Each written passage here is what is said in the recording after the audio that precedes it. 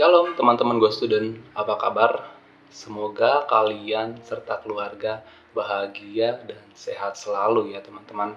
Balik lagi di Go Student Online Sharing yang selalu tayang di hari Sabtu jam 3 sore di channel YouTube-nya Go Bogor Online Service atau di Instagram-nya go_student.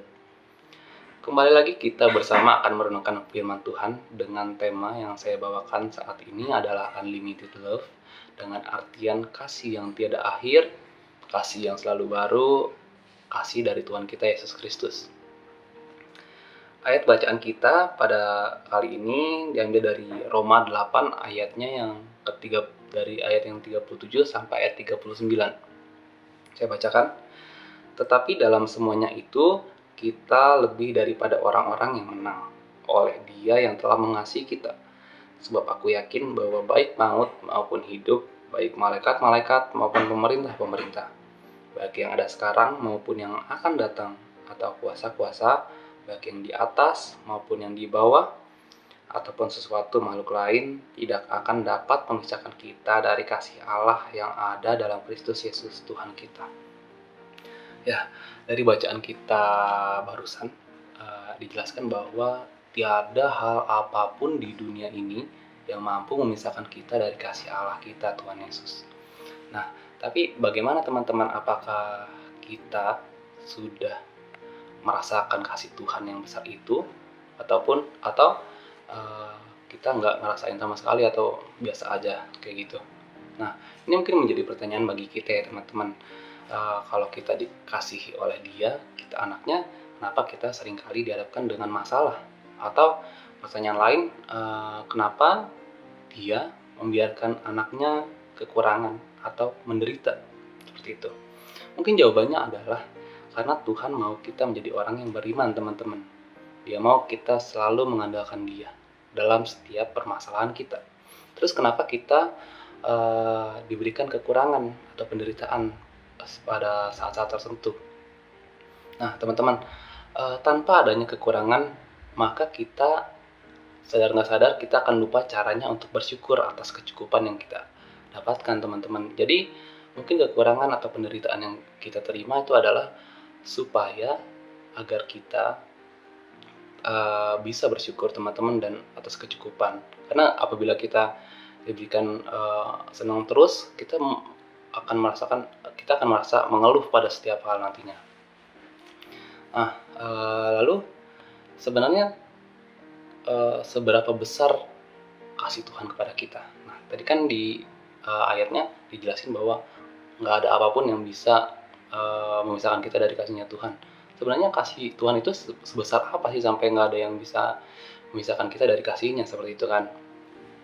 Nah, jawabannya adalah tergantung seberapa dekat kita untuk melihat kasihnya Tuhan itu.